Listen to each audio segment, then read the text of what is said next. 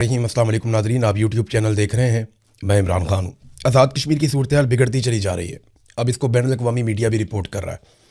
बहुत सारी जगहों पे रिपोर्ट हुआ, लेकिन सबसे ज़्यादा इसको अल जज़ीरा ने कवरेज दी है। अल जज़ीरा की रिपोर्ट के मुताबिक भी जो इनिशियली उन्होंने बताया कि 20 से ज़ायद लोग 24 घंटों के अंदर शहीद कर दिए गए आज़ाद कश्मीर में। अब जो तफसीलात मेरे पास हैं मैं वो आपके साथ शेयर करता हूँ। ये जो 24 घंटे गुजरे हैं, यानी जब इलेक्शन में वोटिंग हुई उसके बाद रावला कोट में कत्लेआम शुरू हो गया, उसके बाद मीरपुर में कत्लेआम हुआ सुबह के वक्त। तो इन 24 घंटों के बीच में जो टोटल लोग शहीद हुए वो तादाद अब 31 बताई जा रही है, और ये तादाद बाकायदा वेरीफाइड डाटा इसका यहाँ पे मौजूद है। ये रावला कोट लॉन्ग मार्च वेरीफाइड शोहदा की जो लिस्ट है, ये Jammu Kashmir human rights observatory इनकी जानिब से लिस्ट जारी की गई है। ये रावला कोट की लिस्ट है। टोटल वेरीफाइड शोहदा 31 बताए जा रहे हैं, और इन सब के नाम भी लिखे हैं यहाँ पे, और सारी तफसीलात जिन इलाकों से इनका ताल्लुक़ है वो इलाके भी लिखे हैं साथ, और जिनके दस्तयाब हैं उनके वालिद के नाम भी साथ लिखे हुए हैं। ये है नाज़रीन सूरत हाल। 70 से ज़ायद शहादतें हो चुकी हैं अब तक की इतला के मुताबिक आज़ाद कश्मीर में, और ये सारा कुछ हुआ जॉइंट अवामी एक्शन कमेटी के एहतजाज और उनके मुतालबों के बाद, जब मिलिट्री एस्टेब्लिशमेंट ने यह फैसला कर लिया कि उन्होंने किसी सूरत भी ये मुतालबा तस्लीम नहीं करने, और वो आज़ाद कश्मीर के इक़्तिदार पे अपनी गिरफ्त ढीली नहीं करेंगे और लोगों को उनका मैंडेट नहीं देंगे, तो फिर ये सूरत हाल पैदा हो गई। अब इसमें आलमी मीडिया एक तरफ रिपोर्ट कर रहा है, ओवरसीज़ कश्मीरी अपना पूरा जोर लगा रहे हैं कि आलमी मीडिया इसकी ज़्यादा से ज़्यादा कवरेज करे। बरतानवी MPs भी कुछ बोले हैं, कुछ और आलमी आवाज़ें उठना शुरू हो गई हैं। ह्यूमन राइट्स की तंजीमें आवाज़ उठा रही हैं। एमनेस्टी इंटरनेशनल ने इसके ऊपर अपना एक स्टेटमेंट जारी किया है, और बाकी तंजीमें इस सारे मामले को देख रही हैं। जबकि ओवरसीज़ पाकिस्तानी या ओवरसीज़ कश्मीरी वो बड़े पैमाने पर एक एहतजाज की तैयारी कर रहे हैं बरतानिया में, और अब ये भी सुनने में आ रहा है कि वो अक़वाम मुत्तहिदा के दफ्तर के बाहर भी एहतजाज करेंगे, और अभी एहतजाजों का सिलसिला शुरू हो गया है। यानी ये वो कश्मीरी हैं जो पहले भारत के ख़िलाफ़ एहतजाज किया करते थे जब भारत मज़ालिम करता था मकबूजा कश्मीर में, और अब सूरत हाल ये है कि वही कश्मीरी एहतजाज कर रहे हैं पाकिस्तानी एस्टेब्लिशमेंट के ख़िलाफ़, क्योंकि वो अब जुल्म कर रहे हैं आज़ाद कश्मीर में। अच्छा नाज़रीन, जो सूरत हाल बिगड़ रही है ना, उसकी एक जो सबसे बड़ी और खौफनाक वजह है वो ये है कि लोग मुंतशिर नहीं होते। आज़ाद कश्मीर में जब गोली चलती है, लोगों को शहीद किया जाता है, लोग ज़ख्मी होते हैं, तो मुज़ाहिरीन अपने ज़ख्मियों को उठाते हैं, अपने शोहदा को उठाते हैं, और फिर इकट्ठे होकर आगे बढ़ जाते हैं। ये ऐसी खौफनाक सूरत हाल है कि लोग मुंतशिर नहीं हो रहे, जिसका सामना बार बार सिक्योरिटी फोर्सेस को करना पड़ रहा है। और ये दो तरफा फायरिंग के वाक़यात नहीं है, ज़्यादातर वाक़यात इस तरह के हैं कि अवाम को मुंतशिर करने के लिए फायरिंग की जाती है।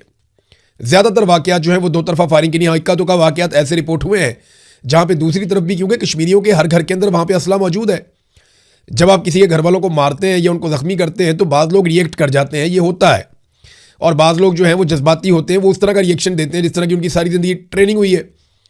तो ये इक्का दुक्का वाक़यात ऐसे होते हैं, लेकिन ओवरऑल जॉइंट अवामी एक्शन कमेटी ने इस बात को यकीनी बनाने की पूरी कोशिश की है कि उनकी जानिब से कोई मुसल्लह तसादुम ना हो, बल्कि वो बार बार ऐलान करते हैं कि कोई भी शख्स हथियार अपने साथ ना लेकर आए। हालांकि मीडिया में बहुत ज़्यादा ये प्रोपेगेंडा किया गया, बहुत ज़्यादा खबरें चलाई गई कि एक बंदा हमने पकड़ लिया मुसल्लह, और वो बंदा ये बताता है जनाब के हमें इनाम का ऐलान दिया गया था कि जितने बंदे मारोगे सिक्योरिटी फोर्सेस के उतना इनाम मिलेगा। ये ऐसी कोई चीज़ नहीं है, हमने तो ऐसी सुनी भी नहीं। जॉइंट अवामी एक्शन कमेटी वालों से हम बात करते हैं, वो ना तो एंटी पाकिस्तान है, ना वो कोई इंडिया के एजेंट है, ना वो कोई पाकिस्तान के दुश्मन है। वो सिर्फ ये कहते हैं जनाब जो आज़ाद कश्मीर के लोग हैं उनके मैंडेट का एहतराम किया जाए, उन्हें अपनी हुकूमत बनाने की इजाज़त दी जाए। ये तरीकाकार गलत है कि एक सेक्टर कमांडर ऑफिस में बैठ के एक ऑफिसर फैसला कर लेता है कि जनाब हम बताएंगे कि आज़ाद कश्मीर में हुकूमत कैसे बनानी है और क्यों बनानी है और किसकी हुकूमत बनानी है, फिर उसको कैसे चलाना है। तो वो कहते हैं जी इस तरह तो नहीं, क्योंकि देखें ना, आज़ाद कश्मीर के बहुत बड़ी तादाद में लोग ओवरसीज़ हैं, वो दुनिया के तरक्की याफ्ता ममालिक में रहते हैं, वहाँ पर वो देखते हैं कि निज़ाम कितना अच्छे से काम कर रहा है। अब वो ये चाहते हैं कि इसी तरह जो है वो आज़ाद कश्मीर के अंदर भी अच्छा निज़ाम काम करे, लेकिन वहाँ पे पूरा का पूरा निज़ाम जो है वो यरगमाल है। इस वजह से ये ऑब्वियस है कि एक रिएक्शन आना था, और वो रिएक्शन आया, और वो आप देख रहे हैं। अब लोग भागते नहीं हैं, वो अपनी लाशें उठाते हैं, ज़ख्मियों को उठाते हैं, और दोबारा इकट्ठे होकर आगे बढ़ जाते हैं। ये सिलसिला अगर ऐसे ही चलता रहा ना, तो इस बात का बहुत बड़ा ख़तरा है कि लाशें गिरने की तादाद बहुत बढ़ जाएगी और ज़्यादा लोग शहीद हो जाएंगे। वफाकी वज़रा बड़े अजीबोगरीब बयान दे रहे हैं। यानी मैं हैरान होता हूँ कि वो जलती आग को बुझाने की बजाय, फायर फाइटिंग करने की बजाय, हुकूमत में बैठे हुए वज़रा वो जलती पे तेल डाल रहे हैं। कोई कहता है जी कि ये भारत के एजेंडे पे है, ये गद्दार है, ये उनके साथी है। कोई वजीर कहता है कि जी हमारे जो ट्रेंड किए हुए मुजाहिदीन हैं वही वापस हमारे गले पड़ गए, वो हमसे अब लड़ रहे हैं। एक तो इसके अंदर एक बड़ा एतराफ़ है कि भारत के अंदर जो मुजाहिदीन लड़ते थे उन्हें पाकिस्तान की फ़ौज ट्रेंड करती थी, और ये पाकिस्तान के वज़रा ये एतराफ़ कर रहे हैं कि जनाब हमारे ही ट्रेंड किए हुए मुजाहिदीन वापस हमें पड़ गए हैं। अब ये इस तरह के जो गैर जिम्मेदाराना स्टेटमेंट है उनसे तो जल्दी पे तेल डलेगा।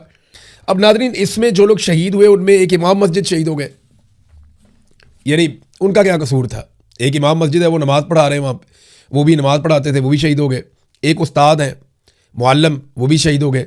एक हमारा PhD का तालिब इल्म था, बड़ा अच्छा नौजवान, उसामा जमील, वो नारे लगवाता था लोगों को, लोगों के जज्बात भड़काता था, उन्हें बोलता था कि बोलो और खुलकर अपने लिए आवाज़ उठाओ, इनकलाब के लिए आवाज़ उठाओ, अपने हकूक़ मांगो। PhD कर रहा था वो नौजवान, वो कोई दहशतगर्द तो नहीं था ना। अब पाकिस्तान में कायदे आज़म यूनिवर्सिटी से PhD करने वाला नौजवान, उसको आप कैसे कह सकते हैं कि वो कोई दहशतगर्द है? वो उसके नारे में सुन रहा था अभी कि जवानियाँ लुटाएंगे, सीने पे गोली खाएंगे, इनकलाब लाएंगे। उसने गोली भी खा ली, अपनी जवानी भी लुटा दी, और इनकलाब का इंतज़ार अब हम करेंगे कि इनकलाब कब आएगा। नादरीन, भारत में एक पुलिस वाले को सिर्फ इसलिए मुअत्तल किया गया कि उसने कलाशनकोव का, या उसकी जो SMG गन थी, शॉर्ट मशीन गन बंदूक जो थी, उसने वो राइफ़ल उठा के नौजवानों की तरफ तान दी थी। तो एक पुलिस वाले को सिर्फ इसलिए मुअत्तल कर दिया कि तुमने रियल राइफ़ल जिससे आदमी मर जाता है उसको तुमने तलबा की तरफ तान दिया था। पुलिस वाला मुअत्तल, इधर गोलियां मार रहे हैं, PhD का स्टूडेंट मार दिया। एक एयरफोर्स का ऑफिसर है, उसके वालिद भी शहीद हो गए। एयरफोर्स के ऑफिसर हैं मुबैना तौर पे, और सोशल मीडिया पे उनकी तस्वीर भी चल रही हैं, और क्लेम किया जा रहा है कि उनके वालिद का भी इंतकाल हो गया, उन्हें भी सिक्योरिटी फोर्सेस ने गोली मार दी। ये सूरत हाल है आज़ाद कश्मीर में। तो भारत में सिर्फ बंदूक तानने पर पुलिस वाला मुअत्तल हो गया, और इधर गोलियां मार रहे हैं सरेआम, पूछने वाला कोई नहीं है। जब वो कहते हैं जनाब हमें इस खून का हिसाब दें, कहते हैं जी इसके ऊपर तो बात ही नहीं हो सकती, हम तो इसे मानते नहीं, हम इन लाशों को लाशें ही नहीं मानते। ये बिलावल ने क्या गेम किया है नादरीन, इसके बारे में मैं आपको बता देता हूँ। पिछले वीलॉग में मैंने थोड़ा सा तस्करा किया ज़रूर था, लेकिन अब मैं आपको इसकी सारी तफसील बताने वाला हूँ। बिलावल को और नवाज शरीफ को पहले बता दिया गया था कि आप में से एक को हुकूमत मिलेगी गिलगित बल्तिस्तान में, और दूसरे को हम हुकूमत बनाकर देंगे आज़ाद कश्मीर में। ये इन्हें पहले से पता था, बंदर बांट इनकी पहले ही हो चुकी है। जिस तरह 2024 के इलेक्शन से 15 दिन पहले ये फैसले हो चुके थे, मौलाना फजल रहमान साहब ने ये बताया भी, और मौलाना फजल रहमान साहब ने ये बात जावेद हाशमी को भी बताई थी कि 2024 में जो इलेक्शन हुआ था फरवरी में, उससे पहले सीटें बांट दी गई थी। फैसले हो गए थे कि पीपल्स पार्टी को क्या मिलेगा और PMLN को क्या मिलेगा। इसी तरह इन दोनों इलेक्शनों से पहले भी ये फैसला हो गया था कि गिलगित बल्तिस्तान में पीपल्स पार्टी को दिया जाएगा और कश्मीर में नवाज शरीफ को दिया जाएगा। आपको बात करनी पड़ती है, ऐसा नहीं है कि आप बात नहीं कर सकते। मीडिया की क्रेडिबिलिटी फारिग हो जाती है। तो बिलावल ने मीडिया को बात करने के लिए मौका दिया, ठीक है आप आज़ाद कश्मीर पे बात करें तो आप पीपल्स पार्टी और PMLN की लड़ाई करवा दें, आप इस नूरा कुश्ती के ऊपर बातचीत कर लें, आपको बातचीत करने के लिए कोई टॉपिक मिल जाएगा। और सारे मीडिया ने अल्हम्दुलिल्लाह इसी पे बात की है। कोई मीडिया लाशों के गिरने की बात नहीं कर रहा, कोई मीडिया नहीं बता रहा किस तरीके से कत्लेआम हुआ, बल्कि वज़रा इसको जस्टिफाई कर रहे हैं। तो बिलावल को इसीलिए लॉन्च किया गया था। मरियम ने कहा मैं बिलावल को समझाना चाहती हूँ कि इलेक्शन का फैसला रियासत नहीं अवाम करते हैं, अवाम का फैसला माना था। तुम लोगों ने 17 सीटों से इक़्तिदार में आकर बैठ गए फॉर्म 47 लेकर, अवाम के दिए हुए फॉर्म 45 पे तो आप सारे पूरा टब्बर ही हार गया था। और अब आप लोग जो है वो इकट्ठे होकर आकर बैठ गए और आप लोगों ने कहा जी ठीक है फॉर्म 47 ही कबूल है। तो फॉर्म 47 में तो अवाम का कुछ लेना देना नहीं था। अवाम ने तो पाकिस्तान तरीके इंसाफ को जिताया था। और वो शर्जील इनाम मेमन ने भी ये बात की है, सिंध से बैठकर, वो सिंध के वजीर हैं, वो भी ये कहते हैं कि पंजाब में इनको बदतरीन शिकस्त हुई है, लेकिन जिस तरह इनको इक़्तिदार में बैठाया गया है वो तो अब सारी दुनिया ही जानती है। नादरीन, सेनेटर मुश्ताक ये जाना चाह रहे थे आज़ाद कश्मीर, लेकिन तादाद बहुत ज़्यादा नहीं थी लोगों की इनके साथ, तो पुलिस की एक नफरी ने इनको रोक लिया। वहाँ पे धक्का मुश्ती हुई थोड़ी सी, उसके बाद ये लोग वहाँ बैठे, इन्होंने धरना देकर एहतजाज किया और फिर जब वापस आ रहे थे तो सेनेटर मुश्ताक को वहाँ से गायब कर दिया गया। अचानक से रश लगाया गया, वहाँ पे गाड़ियाँ आ जाती हैं, बंदे आ जाते हैं, को पुलिस वाले इनकी गाड़ी पे कब्जा करते हैं और इनको लेकर निकल जाते हैं।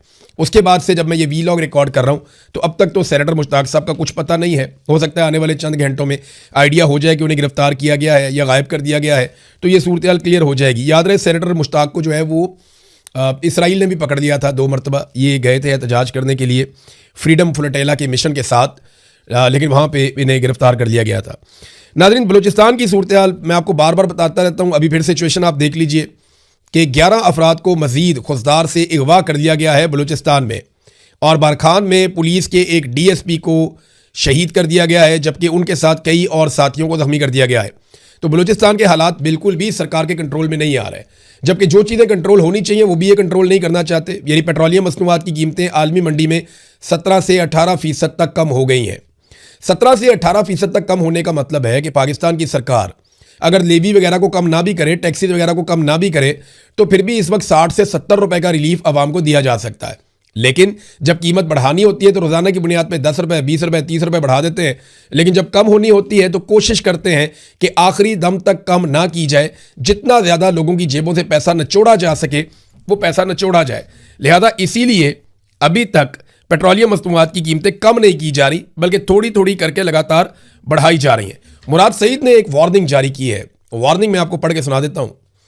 उन्होंने कहा जी, इमरान खान की हुकूमत गिराकर 3 साल इमरान खान को बदतरीन कैद में डालकर पाकिस्तान के चप्पे चप्पे में जो आग लगा दी गई है, कोयटा से कश्मीर तक, इस्लामाबाद से मुईद के तक, जैसे अपने लोगों पर इन्हीं की हिफाजत के लिए मुहैया की गई बंदूकों से, उन्हीं के पैसों से खरीदी गई गोलियों से, उन्हीं का खून बहाकर उन्हीं के देश को लहूलुहान किया जा रहा है। जैसे खैबर पख्तूनख्वा से बलूचिस्तान तक को अपने मकासद के हुसूल के लिए आग के दहाने पर पहुंचा दिया गया है। यह सिर्फ और सिर्फ इस बात की तस्दीक करता है कि रजीम चेंज की साजिश सिर्फ इमरान खान को हटाने की साजिश नहीं थी, यह मुल्क तोड़ने का सौदा था। आसिम मुनीर और इसके मातहत टोले ने पाकिस्तान को जिस आग में झोंक दिया है, पाकिस्तानी कौम को फैसला करना होगा कि हमने एक एक करके अपनी बारी का इंतजार करना है या एक ही बार और मुत्तहिद होकर इस अफरियत से निजात के लिए तकोदो करनी है। शायद हमारे पास ऐसा करने के लिए ज़्यादा वक्त ना बचा हो, ये मुराद सईद ने कहा। तो नाज़रीन, ये बात आप अपने जहन में रखें कि ये इतनी बड़ी बला बन गई है एस्टेब्लिशमेंट कि इसे अवाम का खून पीने की आदत पड़ गई है। जितना खून आप इनको देते रहेंगे ना, ये पीते रहेंगे और उतनी ताकतवर होती जाएगी ये बला। फिर इसको मारने के लिए आपको ज़्यादा खून देना पड़ेगा, ज़्यादा कुर्बानी देनी पड़ेगी। आज अगर आप इस लड़ाई को नीयत के साथ लड़ेंगे, देखें आफ्ताब इकबाल साहब ने एक बात की है, उनकी बात को फेंका नहीं जा सकता। कोई उम्मीद नहीं है इमरान खान साहब के जेल से बाहर आने की। ये रजीम, आसिम मुनीर, ये कभी भी इमरान खान को बाहर नहीं आने देंगे और कभी उनको जिंदा नहीं छोड़ेंगे। ये बात मेरी आप याद रखिएगा। ये मेरी असेसमेंट भी है, मेरा अंदाज़ा भी है, और जो हालातों वाक़यात देख रहा हूँ उसके मुताबिक समझ भी यही आ रही है। जो इस्तिस्ना लेते फिर रहे हों, एक्सटेंशंस लेते फिर रहे हों, जिन्होंने पूरी दुनिया में हर चीज़ का सौदा कर लिया हो, जिन्होंने डोनाल्ड ट्रंप के सामने हर चीज़ त्याग दी हो, वो कभी आपको लगता है कि इमरान खान को छोड़ेंगे जिसके लिए उन्होंने हर चीज़ अपनी कुर्बान कर दी? वो कभी नहीं छोड़ेंगे। इमरान खान को छुड़वाना पड़ेगा। पाकिस्तानी ये कर सकते थे, पाकिस्तानी ये कर सकते हैं, लेकिन एस्टेब्लिशमेंट खुद से इमरान खान को छोड़ देगी, इसकी कतई कोई तवक्को नहीं है। ये बात ज़हन में रखें। ये करना पड़ेगा तो आपको खुद करना पड़ेगा। आज कर लेंगे तो आसानी से हो जाएगा, जितना टाइम गुजारते जाएंगे ये उतना मुश्किल होता चला जाएगा। जो आज आज़ाद कश्मीर में हो रहा है, बाकी सारी पॉलिटिकल पार्टीज अपनी अपनी बारी का इंतजार कर रही हैं, लेकिन बारी बारी सबकी बारी आज कश्मीर में हो रहा है ना, याद रखिएगा यही पाकिस्तान तहरीक इंसाफ के साथ दोबारा होगा, क्योंकि कश्मीरियों के साथ पाकिस्तान तहरीक इंसाफ खड़ी नहीं हो रही, खड़े हो ही नहीं रहे।